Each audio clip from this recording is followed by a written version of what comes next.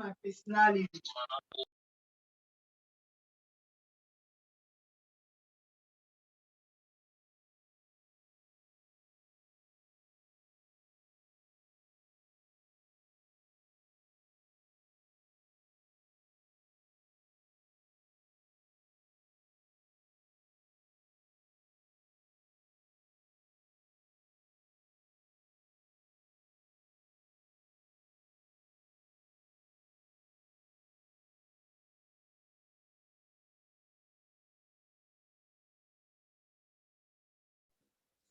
All right. So, good evening, everyone. I think we have a good number in the house now. Good evening, everyone. Welcome to this webinar by CYSEC NG, tagged fraud, identify the red flags. Okay, so a brief introduction of CYSEC NG before we commence with the webinar content of tonight. CYSEC NG is an NGO we focus on identifying, training, and equipping Nigeria's next generation of cybersecurity experts. Now we have a growing community. You can join us on Telegram, on WhatsApp. You can visit our website at www.cysec.ng. You can also follow our social media platforms or check out what we are about and what we do on Facebook, on Twitter, on LinkedIn, and on Instagram.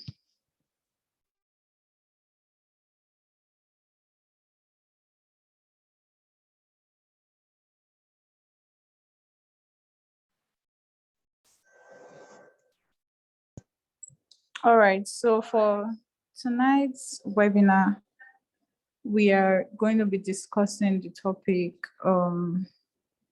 identify the red flags, fraud. Just give me a moment while I share my screen.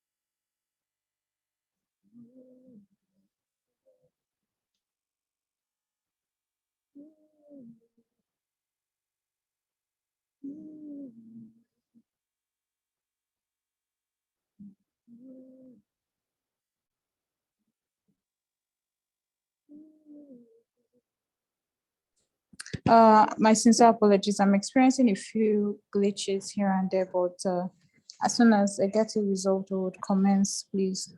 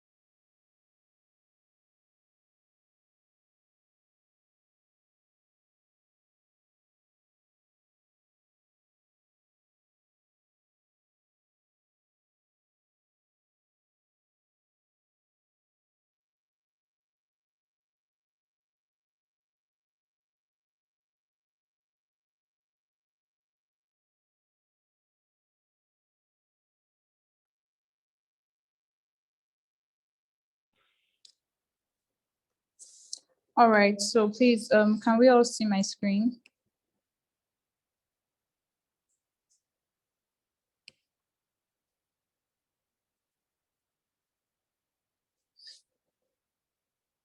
Please, can we respond if you can see my screen?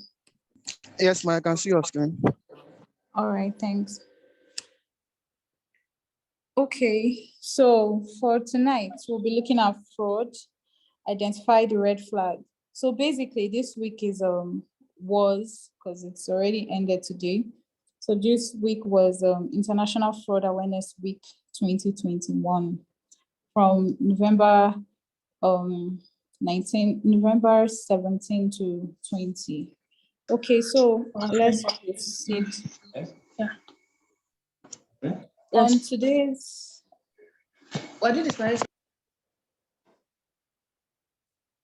So on today's agenda, would be focusing on two basic things.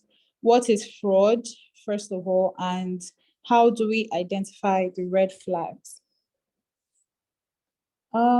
Just a brief introduction before we commence. Hi, I'm Mary, a program associate at CYSEC NG. I'm an economist, a chartered accountant, certified fraud examiner of ACFE, and I'm currently studying data analytics and ethical hacking. So I'm a cybersecurity enthusiast, just like you. All right, so let's proceed. Okay, so in time past, over the past few years, we realized that billions of naira have been lost to fraud from the year 2014 to Q3 of 2020. So this chart is just basically showing us what the progression has been, though the highest figure was in 2014, about 6.4 billion naira, and in 2020, another 5.2 billion naira. So we can say the figure for 2020 was quite high because we may be right to attribute it to the pandemic and people being stranded and looking for alternative sources of income and hence tending towards fraud. All right, so let's proceed. Can you all hear me, just to confirm, please? All right, so what is fraud? Fraud basically is an intentional act to deceive an individual or organization of their possessions or properties unlawfully. So fraud includes any deliberate act to deprive another person of money by guile, deception, or any other unfair means. Okay, so from the definition or from this description of what fraud is, we can depict one, that fraud is an intentional act to deceive, right? So it must be intentional for it to be fraud. Two, it is an act to deceive an individual or organization. So you must have a target, either a person or a company. Now, three is to rip them of possessions or properties. So it may be in form of money, it may be in form of any other form of assets like lands, cars, any other form of assets, right? So ripping them of what they own basically. And the fourth point is it's done unlawfully. So fraud is never justified by law, and it is when you carry out fraud against someone, you are liable to the court of law, liable to face law. Okay, so let's move on. Why do people commit fraud? So a lot of times people are being defrauded and they think, why would someone even want to actually do this to me? Why would somebody commit fraud, right? And it takes us back to the fraud triangle. Now, the fraud triangle basically describes what people's motives to committing fraud are. So the first one is pressure. So you realize that people who commit fraud, first of all, are under some form of pressure, either family, either their place of work, maybe they've been given certain targets and they are to meet them at a particular deadline.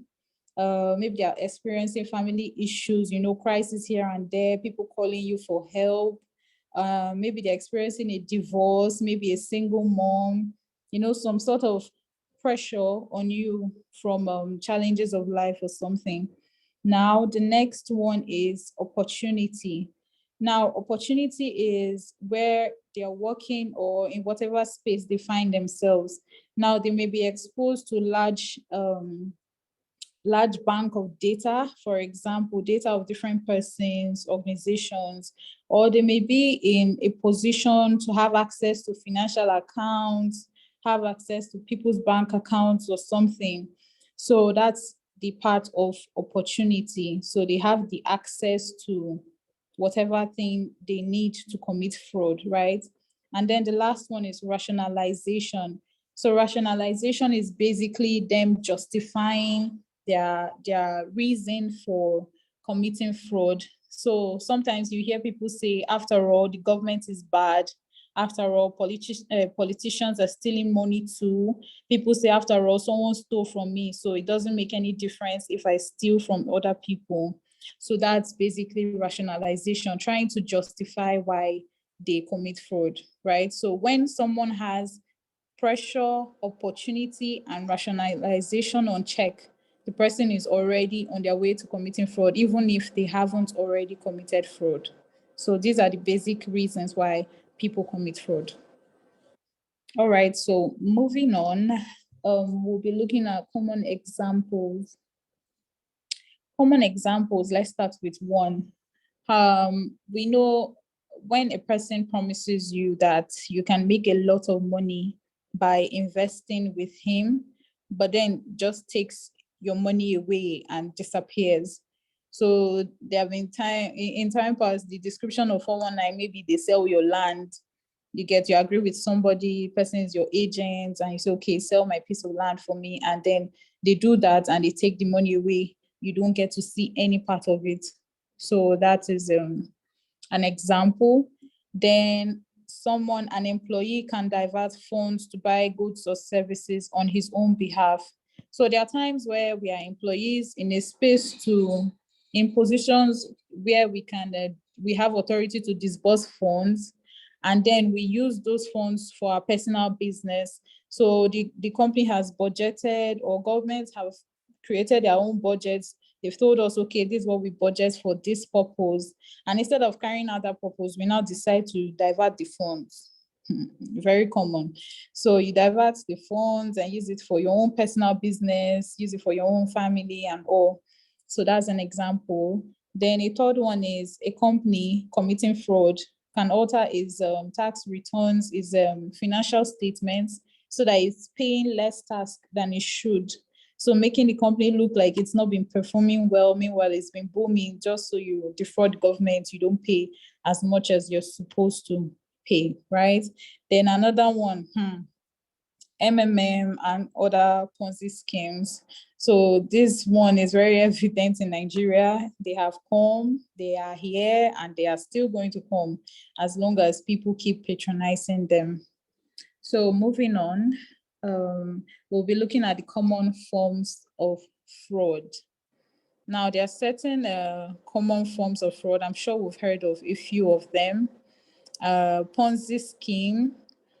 Ponzi scheme now is when people ask you to put money with them, invest in them, and then you yield an outrageous profit in a matter of days or in a few weeks, in a period of time, right?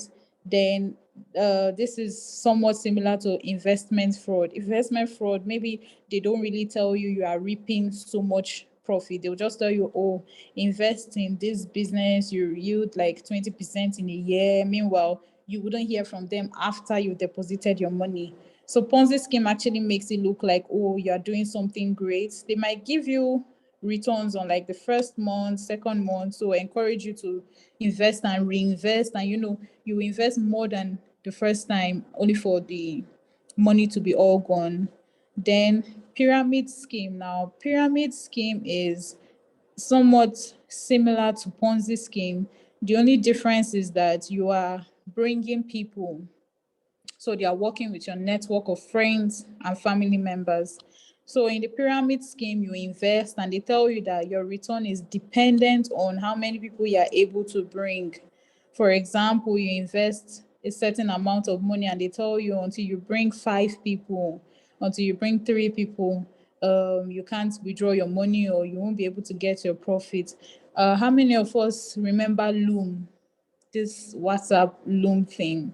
Okay, so for those of us that partook in the Loom, those of us that patronized Loom, that was a pyramid scheme, right? So you would put in money, you pay money to somebody, and then you have to like recruit people so that you can reap your money back with some extra on top and all of that. So that's a pyramid scheme.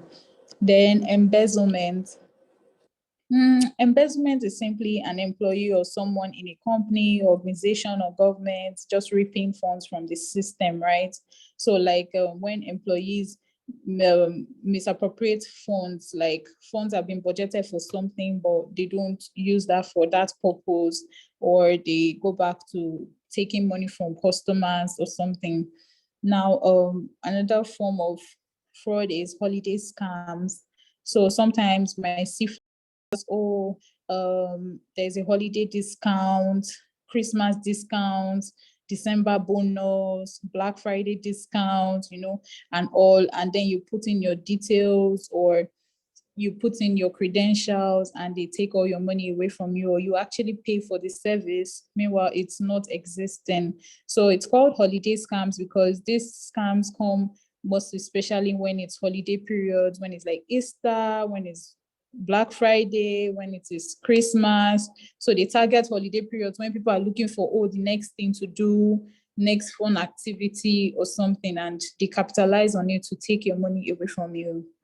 Now, the next one is Nigerian letter, or what people call 419 fraud. Now, they called it, this is the name because it's common. It started, I think it was most common in Nigeria. So I don't know if some of us have received some emails purporting to be prince of somewhere and they have a certain money they want to gain access to, and they just need you to deposit some kind of money. They want to give you a percentage of millions, but they need you to make a little transfer so that you can access the money or something.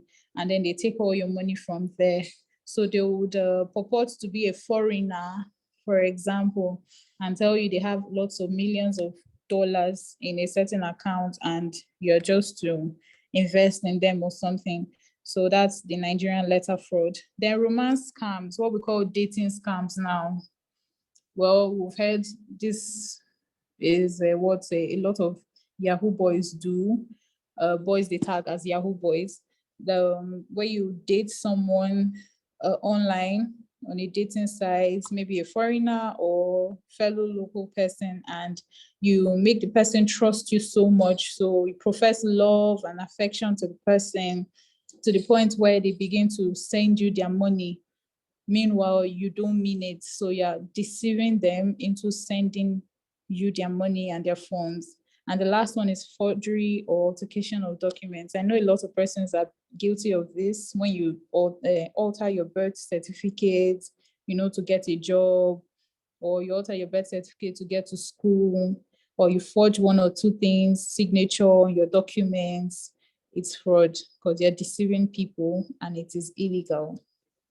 All right, so let's move on to behavioral red flags. Now, how can we know when somebody has tendencies to commit fraud or someone is showing signs of, this person can commit fraud anytime? Or how do we look out for them and how do we checkmate ourselves? So the first point is living beyond means, loud spending. When you are big in spending, it is an often indicator of a fraudulent behavior. When you're spending above what you earn, you're falling into debt because you just can't stop spending. You're living a fake life, as people will target. You have tendencies of committing fraud. Then when you have financial difficulties, not always having money, when you're always borrowing, or once you get money, everything is gone.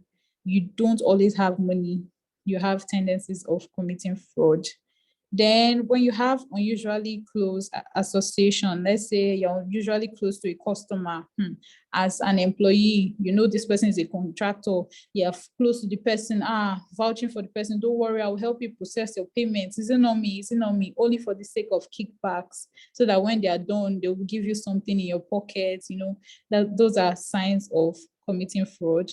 When you have control issues have to do with unwillingness to share information with your fellow colleagues or something, because you know there's something you are hiding. So you don't really want to let people in on what you're doing or what you're up to or what is it you're thinking about. So when you're discreet with everything, there might be signs that this person is thinking some bad things.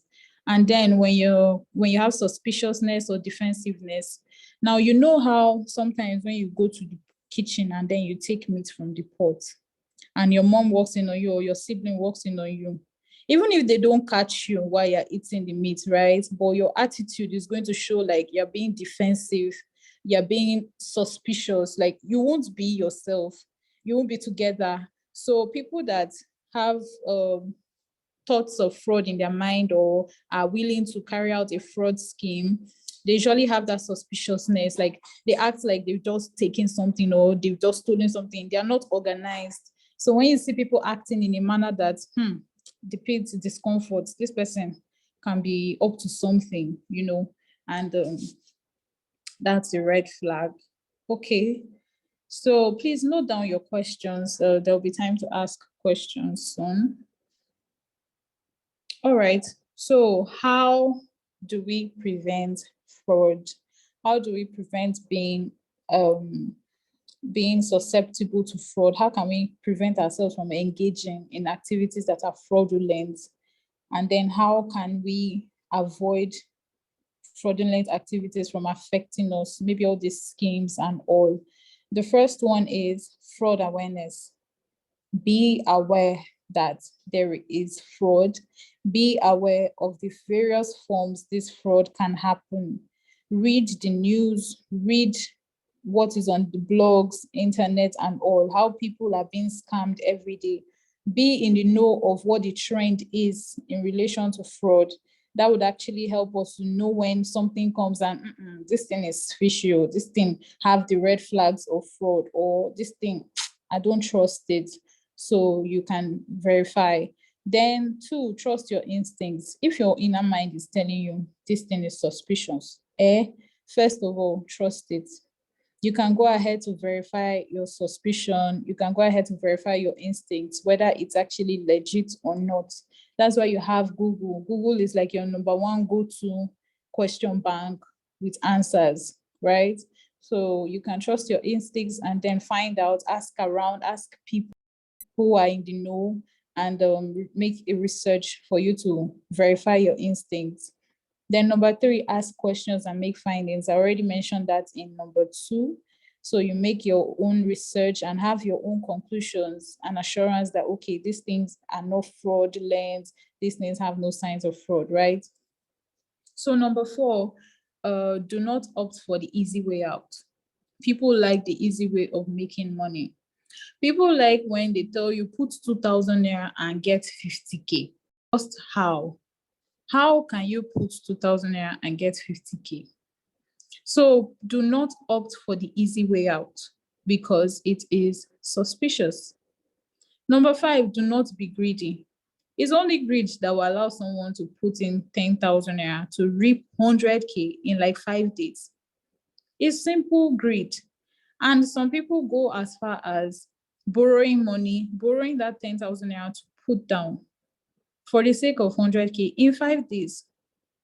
So please do not be greedy. Some things that are unexplainable, some things that are outrageous, and if you fall for them, it shows you are greedy, because just how, personally, how do you walk from 10,000 naira to 100,000 naira? If it's not justifiable, please know that these things are very suspicious. Then next, we have report any suspicious activities. If you receive an email and you do not trust, please report.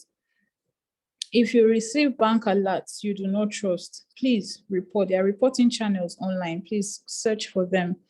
If you get a message, if you get a WhatsApp group notification, or spin those people that say win this or spin this, then for you to claim your reward, you send to as many people on your groups or your contact list. Please, those things are suspicious and don't engage in them so you don't become a victim of fraud. All right, so now we'll be having exercises where I'll be getting feedbacks from you. So the first one is, Tony's father recently lost his job, and Tony is concerned that he's making bad investment decisions in hopes of getting rich quick while he's out of work. How can Tony make sure that he isn't getting involved in a Ponzi scheme or other investment scam? I'll take the question again. Tony's father recently lost his job, right? And now Tony is concerned that his father is making investment decisions, bad investment decisions, in a bid to get rich quick. I mean, he's out of work, so he needs money. How can Tony make sure that his father is not getting involved in a Ponzi scheme or any other investment scam? Now, if you remember, I've explained what a Ponzi scheme is, but I'll just explain it again. So a Ponzi scheme is a form of fraud where there's a promise where you're expected to make an investment and yield a certain amount of returns in a very short time. So you make an investment and then in a very short time, you're supposed to yield outrageous returns from the investment.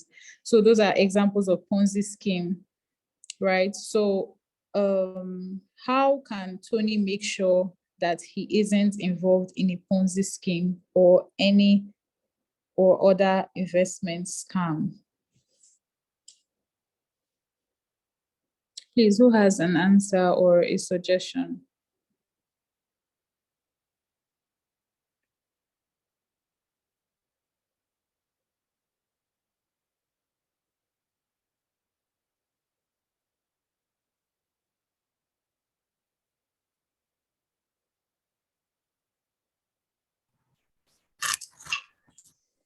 Okay. Good evening. Sorry, can you hear me? Yes, we can Yes, hear we can you. hear you. Okay. So concerning the Hold first on. question about him making sure that he's not involved in any Ponzi scheme or investment scam.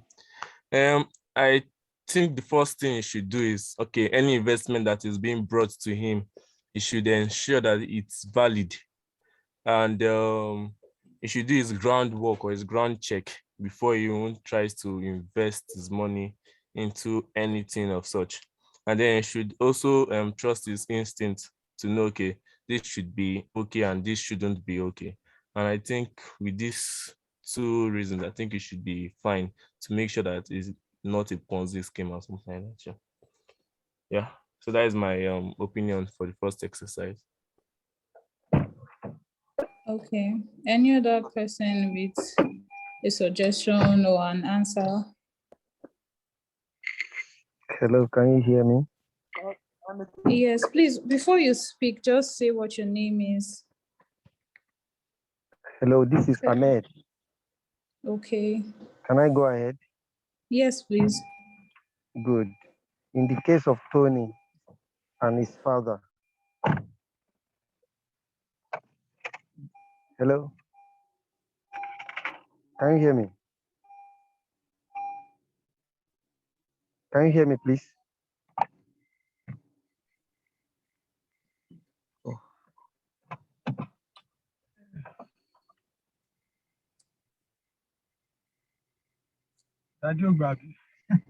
No.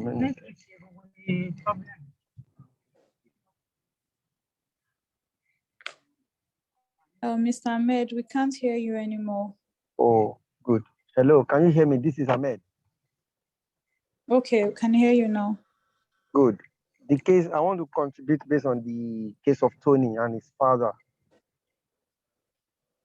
Any investment Okay. opportunity that comes with too juicy returns, Tony and his father has to be very careful about it. Investment takes some percentage of returns in reality, but any investment that, for example, says bring in 100,000 to get 500,000 within a very short while, that is susceptible to fraud. That's my contribution.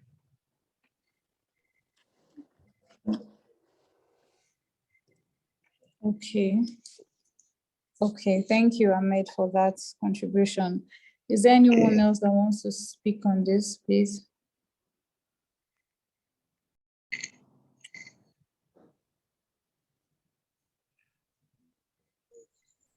Amen.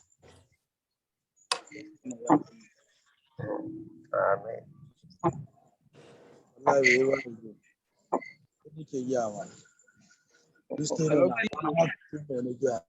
Good evening. okay, this is Julius. Hello, can you hear me? Yes, I can hear you. Okay, it's like, so there's somebody trying to speak. I don't know if he can his mic, or I'll let him finish before I answer the question. I don't know which is. No, you can go on. You can go on, please. Okay, all right, okay. So like I said, my name is Julius. So for Tony's father, for the exercise as for Tony, I think the first thing he will have to do is to sit down with his father and be sure that the father is actually, indulging in order to reach get rich quick scheme. And if he's sure that, that this, if he's very sure that that's what the father is into, then of course, as an enlightened person or somebody who is knowledgeable about the pros and cons of those kind of schemes, the best thing he can do is to enlighten his father on the negative effect of those get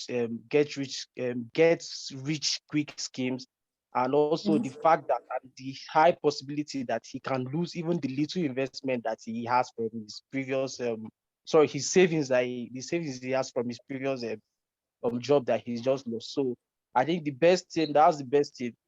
Sit down with the father, discuss, and be sure that that's what he's into. Then let him know the negative effect of engaging in all those kind of schemes. So that's all I have. Thank you. Okay, thank you very much for that that contribution, Mr. Uchi Julius. Okay, does anyone else have any other contribution? Okay, someone wrote in the comment section, Aliyu Ibrahim. She needs to communicate first. Oh, we're not yet in the second one, please. I think this is answering the second question.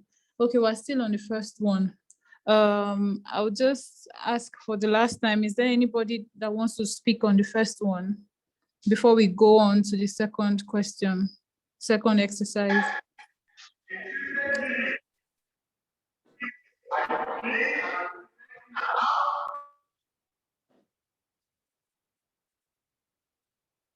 Is there anyone else that wants to speak? Okay, so we'll go on to, so now just a little addition to what has been said earlier. They've been very correct with their responses.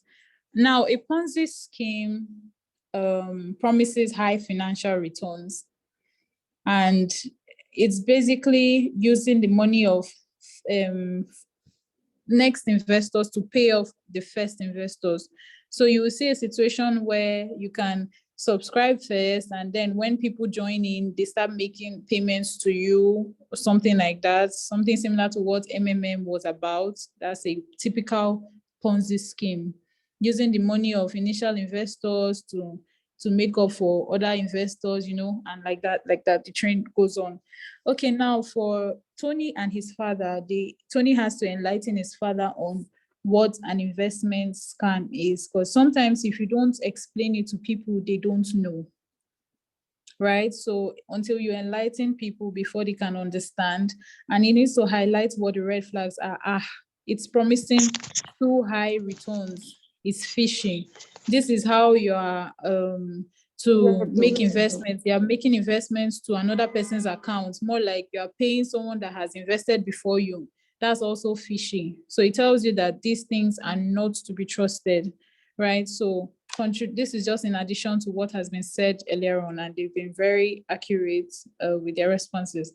Now, going to the second exercise, Sonia has a friend that is always in need of money.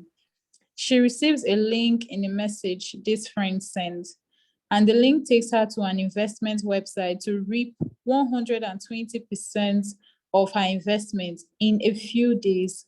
Now, Sonia currently has 200K in savings. What should Sonia do? Let me just start with the first response to this. I think someone had responded to this question in the comment section. So let me just read that out first while we're waiting for whoever wants to speak on this. Okay, so Aliyu Ibrahim said she needs to communicate first with her friend for confirmation, because monetary and any other private personal issues need to be taken care with extra care. Okay. Any other person with another view on this or something similar? Okay. Hello, can you hear me? Hi, I can hear you. Okay, this is Julius again. Oh, So, so Sonia, the question says Sonia has a friend who is always in need of money, and she sends her a link where she can get reap 120% of her investment. For me, that's a phishing scam, in the sense that okay. if in short, for me, the safest thing to do is not to even click the link, because it's I won't say it's not possible, but it's almost impossible for you to see an investment where you just get 120% of the investment just like that. Even in Freetown, there's a saying that there's no free food. So what Sonia can do is, after if at all she decides to click the link, the best thing she can do is to not even try to, initiate any form of interaction with the interface, like maybe probably filling credit card details or any sensitive information. So the best, in short, after clicking the link, once it takes her to that site and she sees those kind of enticing words, catchy phrases to catch people to, what, because those are just phishing, they just want to scam. So the first thing she should do is to even try and get in touch with the friend to make sure that she hasn't fallen a victim. Because what we observe most times is when they send some of these links, some people don't even care to click on it. Like, sorry, go through, the link. It's just like maybe on WhatsApp now, I just see something like of that nature, and I just decide to just, broadcast it to a lot of, maybe a lot of people on my friend list. So the first thing to do is to even get in touch with the friend and ask her to make sure that she has not even, um participated in the scheme. And if at all she eventually finds out that the friend has actually has already gotten engaged in it, then she has to find a way, because obviously it's going to be a skizzy phishing scam. So she has to try, and if she has registered with her credit card details, then she probably needs to contact her bank, or take some precautionary measures, because obviously they'll wipe whatever is in her account. So yeah, at least, yeah, so that's my little contribution. Thank you.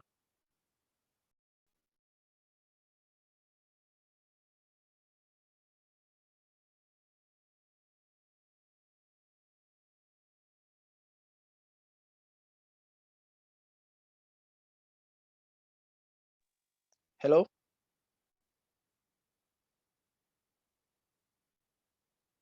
Hello? Yeah, we can hear you. Okay, so yeah, I'm done already. I'm done.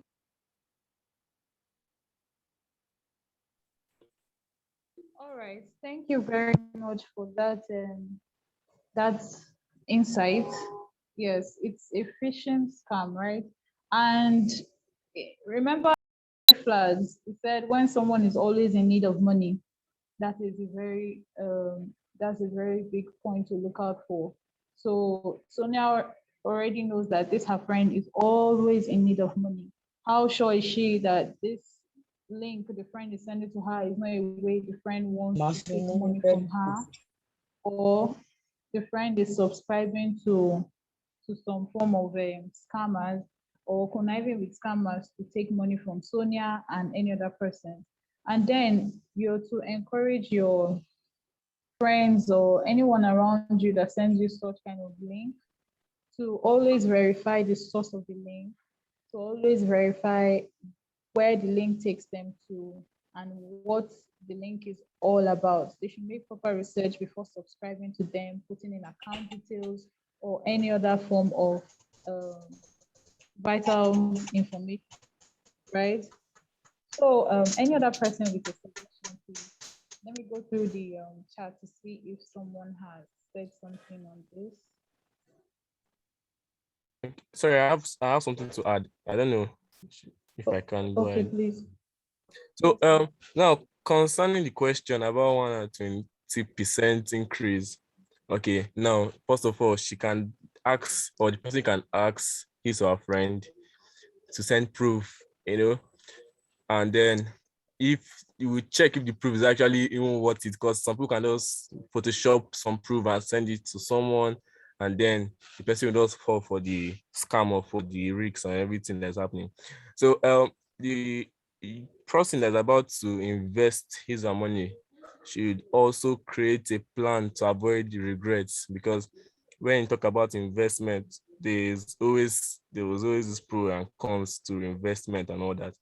Even if you're putting your money into Bitcoin, it rises and falls.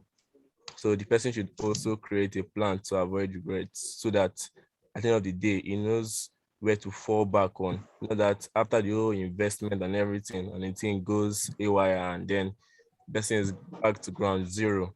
The person should be smart enough to know that, okay, I have this, I have this, I have that, I have this, I have that. So the investment should just be like another part of the side hustle, but you must just calculate the risks that is always involved in stuff like this. Thank you. All right. Thank you very much for that contribution. Samuel 2B said something in the comment in the chat. Sonia should research on the website and investments from reliable sources before trying to participate in such kind of. Are you with me? Are you with me? So basically, he's saying Sonia should try to make a proper research before she partakes or she subscribes to it. Now, okay, is there anyone else that wants to say something on this before I go on?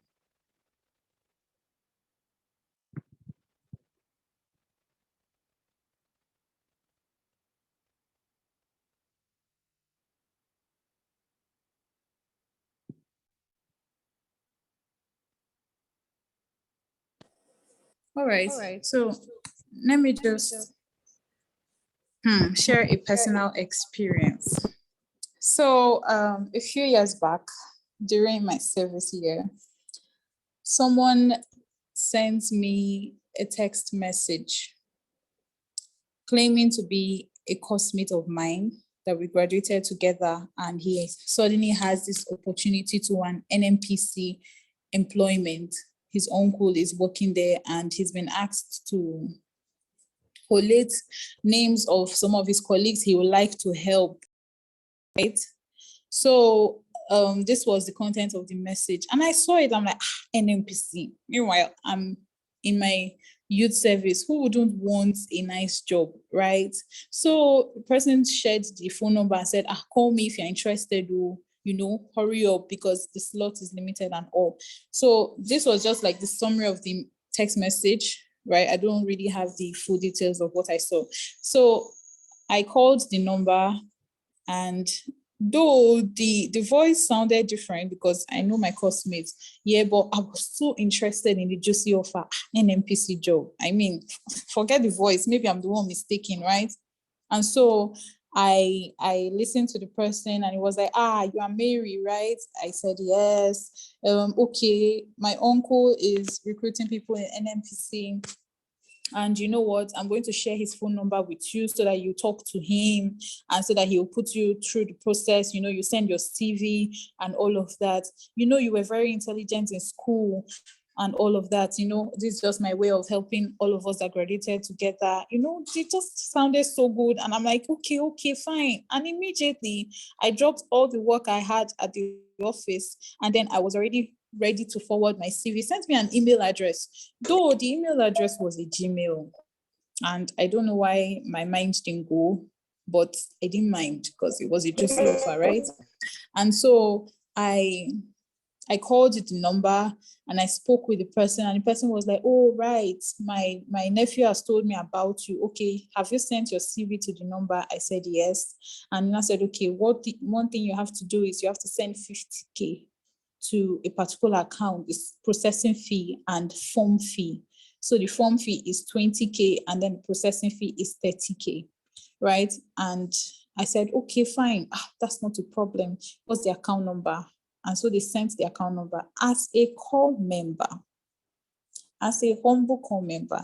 I know there was nowhere I had that 50K to pay, but I didn't mind looking for it or asking people to help me. Right? So there and then I sent 20K to the account and I called and I was pleading that it's only 20K I have now. By the time I call my parents, I should be able to gather 30K to make it up and all. And then they sent me a form, supposedly an NPC form, application form or something. They promised to send a form after you've made payments. And they sent me this form. It was when I printed this form out. I think it was when my eye cleared because I'm like, what is this? This was typical of something they do in a business center. It looked nothing like an official form with letterhead of NNPC. And I just went on Google and I searched NNPC application and I saw that form on Google. And I'm like, no, this can't be. So I called my fellow classmates and I just asked, did you get this message? I got this type of message. I don't know if you got it. And they said, it's scam. Oh, hey, people have been complaining that they've taken money from them and please, don't fall for it. I'm like, thank God I called you. If not, I would have I would have fallen for it. Of course, I can't tell anybody my shame, but I'm proud to say it to you today because I've learned from my mistake, and by the grace of God, I'm bigger than it, right? And so please do not fall for any of such. Please, I beg you. So use this opportunity to learn from my mistakes. Feel free to laugh at me, please. I was very naive at the time and very unwise, yes. As a core member, me that needed money more than anything. Can you imagine? So that's exactly what happened to me in the hands of these people that defraud people. And then when I called the number back and I started to shout, so you people want to take money from me, and all of that. And the person just ended the call on me and blocked me outrightly. So I just knew that I had been messed and there was no way I could tell anybody the truth, right? So I just swallowed it myself till now. Okay, so I know, take 1 second to laugh at me, please. We all learn, right? It's part of the process. All right, so moving on, would be taking questions.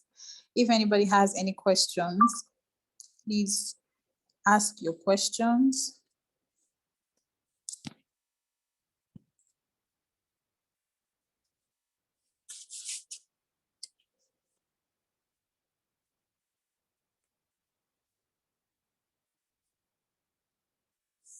Please ask your questions.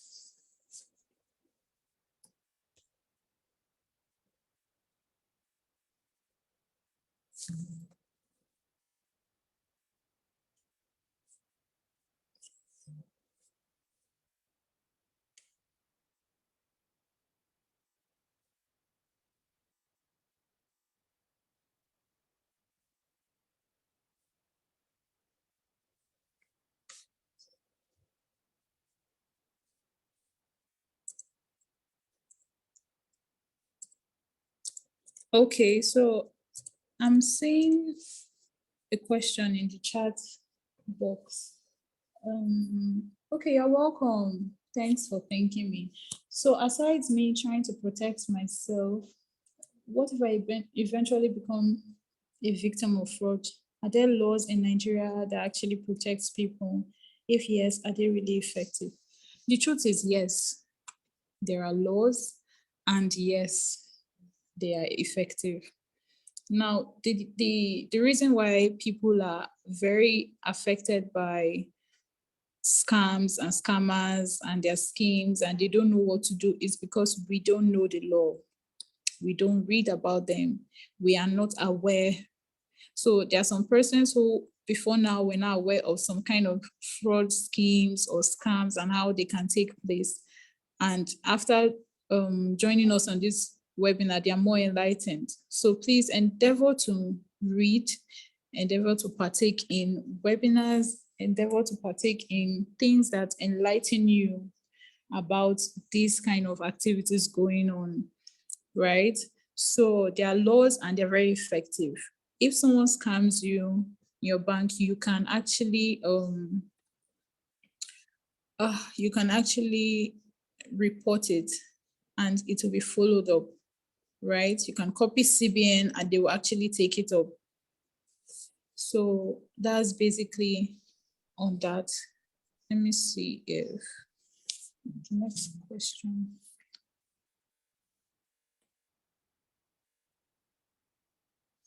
Okay, so fraud is a form of social engineering, right? Okay, social engineering is basically how a fraudster or a scammer gathers information. It's their way of getting information from you. So it's used in carrying out many forms of scams, schemes in various fields or divisions or something. So it's basically the art of manipulating people so that they give you confidential information. One time, a few weeks ago, I came across a job application to apply to, it was a secondary school in Abuja where they need a head, is it a principal, sorry, and they pay 230K monthly. So it sounded too good to be true, right? Which principal earns 230K monthly? Or if there is such, how would they put the advert out there as a WhatsApp message? Because it came as a forwarded message on a group chat I belong to. So I knew it was too good to be true, right? And you were supposed to submit your CV to a Gmail email address. So that's a way for these scammers to gather confidential information about you. So when you send your CV there, they get your name, they get your date of birth, they get your phone number, they get your address, they get basically as much information as they need from you. Maybe not just your bank account number or your BVN yet, right? So they can use this your profile to now scam other people, carry out identity theft. So they act like you and then they scam other people. And you can't say it's not you because it's your name, it's your date of birth, it's your credentials. I mean, when you even say it, you can't deny that it's not you, right? So that's basically one way social engineering is used. Okay, someone said if someone is scammed, what's the best approach? What's the best to get back? Please follow the right approach. Use the law. If you've been scammed in any way, read about what the law says on such kind of activities, fraudulent activities. Then look out for private investigators, companies that are interested in investigating matters that can help you to actually dig and get the root of your scam, or actually identify whether it is, identify how it was carried out and help you to like fish out who the possible persons may be behind it. And then when you read on what the law says about it, you can actually report to the appropriate agencies. So if it is relating to your bank account, if it's relating to your bank account, you can copy CBN while you copy your bank. If it's relating to other aspects or something, you can copy EFCC, depending on what the fraud carried out is relating to. If it's a cybersecurity fraud, NIDA, for example, private cybersecurity firms that can help you out, and all of that, e.g. CYSEC NG, we're here for you. Right. So someone is saying, what is that question now? Is it a form of social engineering? Phishing is under social engineering. I don't think I understand. Maybe you ask the question yourself, Mr. Julius.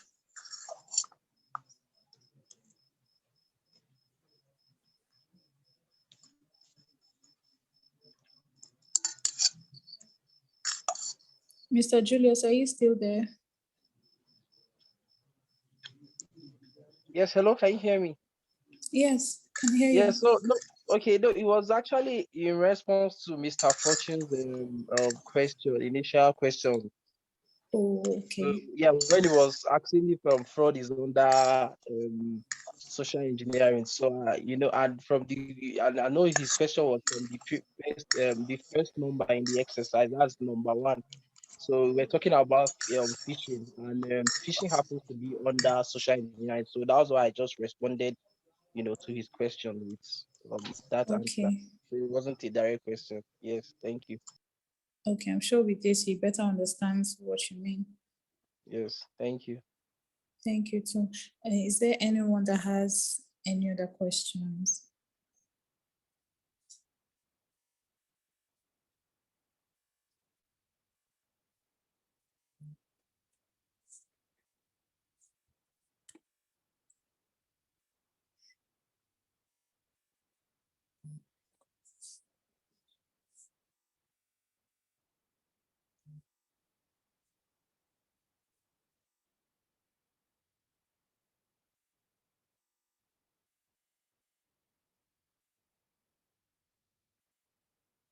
Any other questions, please? Suggestions, maybe. If there's anything that was not touched on, you can mention, please.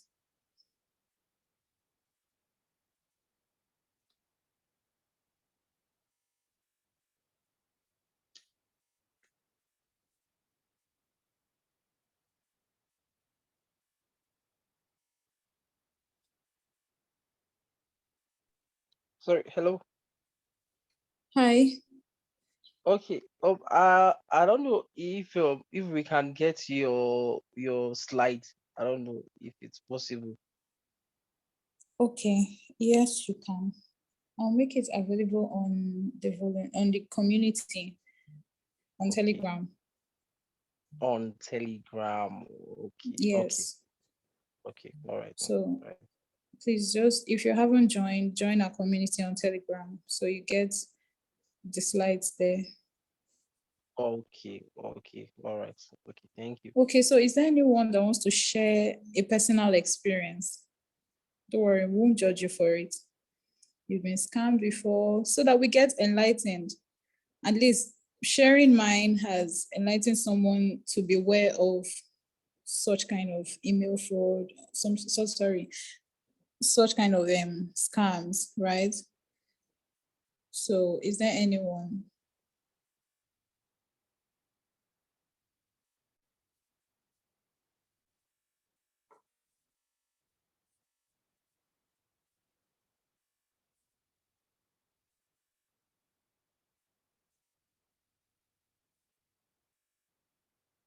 All right, so I'll just end with another experience, but I promise I'm not telling when this happened to me.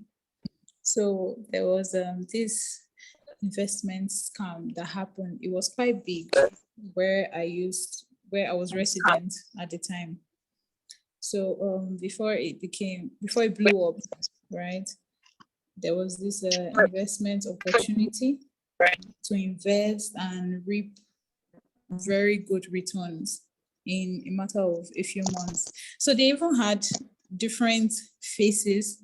There was monthly, there was 3 months, there was 6 months, and I think there was a whole year. And the year, it depends. I think if you put about 500K, you can reap millions, right? So so I subscribed for 3 months at the time, and I put in an amount of money, which I will not mention, right? I put in an amount of money, and before my 3 months, these people bit my finger. My money was gone, whole. And the funny part was, I actually needed that fund for something. But I decided to be greedy and multiply it. I think I was supposed to reap about 1 point something million at the end of the day, right? For putting in not up to 50% of that. And eventually I lost my money in entirety. So I knew a lot of persons that borrowed money to engage in that investment at the time. And that was how we lost everything. So please be wary of such kind of investment opportunities. Okay, someone is willing to share. Wow, nice. Tochukwu, please go on. Okay, sorry, can everybody hear me? Yes, we can. Hello, can you hear me? Yes, we Okay, can hear you, please. so mine happened some days ago actually recently. It happened recently. So somebody from my school, a family friend of mine, told me that somebody asked just like your story, the NPC. Yeah, I think mine was this Chevron. So they told me there was a job offer that they're going to send my name to someone that I should call the person or the person should call me. So when the person called me, the person asked if I'm the one. I said I'm the one. And the person told me to call someone, I think the HR for Chevron or something.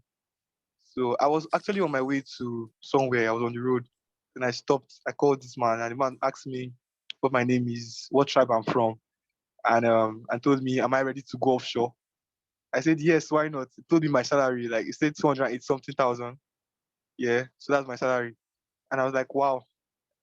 And at first I was like, okay, he didn't ask me what course I studied, like nothing like that. Just, oh, you're an Igbo boy, okay, you're hired, come on board. I was like, okay, no problem. That I should come to Ikoyi, or is it VI to come and pick up my employment letter, but I should come with marine papers. So I told him, so I don't know what a marine paper is. I don't have anything like that. He said, okay, I should call the person that called me before to get details on how to get the marine papers. So I called the call and I called the other person and I asked, how do I get a marine paper? What is that? How do I get all these things? And then he told me that for me to get my papers, I need to pay like 47,500 naira. And I was like, okay, let me call my parents and talk to them. And when I called my mom told me that it's actually a scam, that I should wait till they call me back. And up to now, they don't call me back. Just waiting for their call. You can imagine how it went. Very juicy offer. And they asked you for something they know you wouldn't have. So you have to make payment for it first. So it will look so nice. And then they make you make some deposits to them, right? Before you can benefit from the reward of what they have as they so claim. So thank you very much, Mr. Tochukwu, for sharing this experience. So I think at this point, I would have to bring this session to an end. So the slides will be made available on the community, in the community, right? If anyone wants to have access to it or share it to anyone. So as we all know, we are CYSEC NG, and we are encouraged to follow us on our social media platforms. On our social media platforms, we are at CYSEC on Facebook, Instagram, LinkedIn, Twitter, CYSEC. Then our website is www.cysec.ng, right? .com. Then cysec.ng. Then you can always make inquiries, ask us any questions via email at info.cysec.ng. So just send us an email address if you have any questions or inquiries. You can connect with me on LinkedIn, on any platform, on WhatsApp. I'm always ready to take your questions or concerns or suggestions, right? I appreciate them a lot. So at this point, I would have to say good night. Thank you for joining us. Thank you so much for coming through. Oh, I see your wonderful comments. Thank you so much. Thank you so much. A little advice, always make, yes, please. Chooks Noel is advising every one of us to always make inquiries and research. Please, capital research before you put your money. Please, always make inquiries before you put your money. Thank you so much for that contribution. Okay, so since no more contributions or questions, we would have to call it a night at this point. Good night, everyone. Thank you for joining in, and thank you for your contributions and questions.